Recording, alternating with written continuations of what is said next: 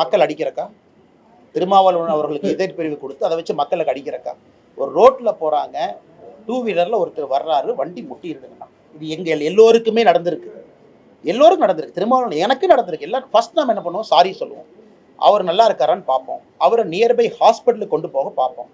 அவருடைய உயிருக்கு உத்தரவாதம். ஏன்னா நம்ம தலைவர் என்கின்ற முறையில், சமுதாய பணியில் இருக்கிற முறையில் அடுத்தவங்களை காப்பாற்ற வேண்டியது முதல் பொறுப்பு. இன்னைக்கு அண்ணன் திருமாவளவன் அவர்கள் மூத்த தலைவர். அவர் சமீபத்தில் அவருடைய தொண்டர்கள் நடந்து கொண்ட விதத்தை ஏற்றுக்க முடியுமா? ஃபஸ்ட்டு மிரட்டுறாங்க, வண்டியை பிடுங்குறாங்க, 2 பேர் வண்டியை பிடிச்சி தள்ளி விடுறாங்க, அந்த வண்டி கீழே விழுகுது.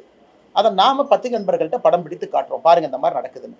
அதனால் திருமாவளவன் அவர்கள் முக்கியமான தலைவர், ரொம்ப முக்கியமான ஒரு தலைவர், அதை பற்றி எந்த மாற்று கருத்தும் இல்லை. ஆனால் ஒரு இடத்துல அவருடைய தொண்டர்கள் எப்படி நடந்து கொள்கின்றார்கள் என்பதற்கும் அண்ணன் திருமாவளவன் தானே பொறுப்பு. ஏன்னா காருக்குள் அவர் உட்கார்ந்துருக்கார். இதில் ஆச்சரியம், அதிர்ச்சி என்னன்னாங்க, உச்சநீதிமன்றத்தினுடைய சீஃப் ஜஸ்டிஸ் அவரை அட்டாக் பண்ணாங்கிற கூட்டத்துக்கு கண்டிக்க போயிட்டு திரும்ப வந்து இவங்களே ஒருத்தர் அட்டாக் பண்ணால் எப்படிங்கன்னா?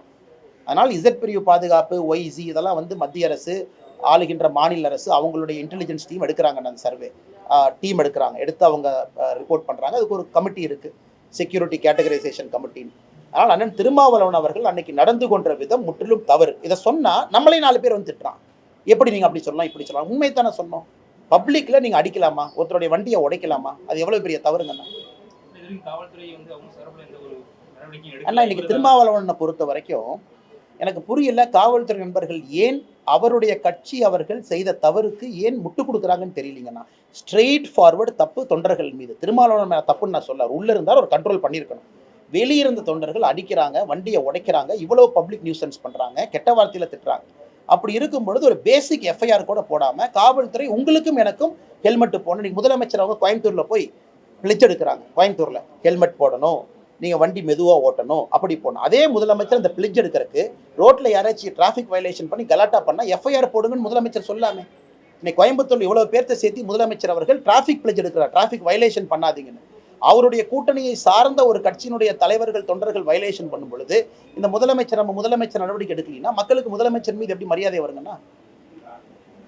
நன்றி. திருமாவளவன் அவர்கள் விஜயை வந்து பாஜக ஒரு கருவியை பயன்படுத்தி திமுக அவருடைய கூட்டணியுடைய சிறுபான்மை வாக்குகளை பிடிக்கிறதுக்காக பாஜக திருமாவளவன் ஏன் பதறாருன்னு தெரியலங்கண்ணா. ஏன் ஆதவ் அர்ஜுன் அவர்களை கட்சியை விட்டு அனுப்பிச்சாங்க? எதற்காக ஆதவ் அர்ஜுனோடு இன்னும் நட்பை பாராட்டி கொண்டிருக்கின்றார்கள்? நீங்களே வெளிப்படையாக பாருங்கள். ஆதவ் அர்ஜுன் அவர்கள் ஒரு புதிய கட்சியில் போய் ஜாயின் பண்ணுறாரு, நடிகர் விஜய் அவங்ககிட்ட போய் ஜாயின் பண்ணுறாரு. ஃபர்ஸ்ட் போய் ஆசீர்வாதம் யார்கிட்ட வாங்குறாரு? அண்ணன் திருமாவளவன் அவங்ககிட்ட ஆசீர்வாதம் வாங்குறாரு. அதனால் இது எப்படி இருக்குன்னா, திருமாவளவனுடைய பேச்சை பார்க்கும் பொழுது பிள்ளையை கிள்ளி விட்டு தொட்டிலை ஆட்டுவது போல் எனக்கு தெரிகிறது. அதாவது நானே ஒருத்தர் அங்கே அனுப்புவேன், அந்த கட்சிக்கு போனவரே வந்து முதல் ஆசீர்வாதம் என்கிட்ட வாங்குவார், ஆனால் நான் எல்லாத்தையும் பிஜேபிகிட்ட லிங்க் பண்ணி பேசுவேன். அதனால் திருமாவளவன் அவர்கள் வெளிப்படையாக நடந்துக்கணும். அவர் வெளிப்படையாக இந்த விஷயத்தில் நடந்துக்கல. இன்னைக்கு அவர் அரசியலில் யாரோ தன்னுடைய எதிரி, தன்னுடைய கட்சி வாக்குகள் வேற எங்கேயோ போகுது அப்படிங்கிற யூகத்தில் பாரதிய ஜனதா கட்சியை திட்டிக் கொண்டிருக்கின்றார். அவருடைய கட்சியும் அவருடைய தொண்டர்களையும் காப்பாற்ற வேண்டிய பொறுப்பு திருமாவளவன் அவர்கள் இருக்கிறது, எங்களுக்கு இல்லைங்கண்ணா. செய்திகளை உடனுக்குடன் தெரிந்து கொள்ள கீழ்கண்ட கேபிள் மற்றும் டிடிஹெச் நெட்வொர்க்குகளில் எம்நாடு செய்தி தொலைக்காட்சியை காணுங்கள்.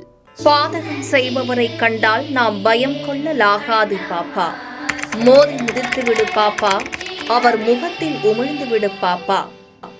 அண்மை செய்திகளை உடனுக்குடன் தெரிந்து கொள்ள இணைந்திருங்கள் எம்நாடு தொலைக்காட்சியுடன்.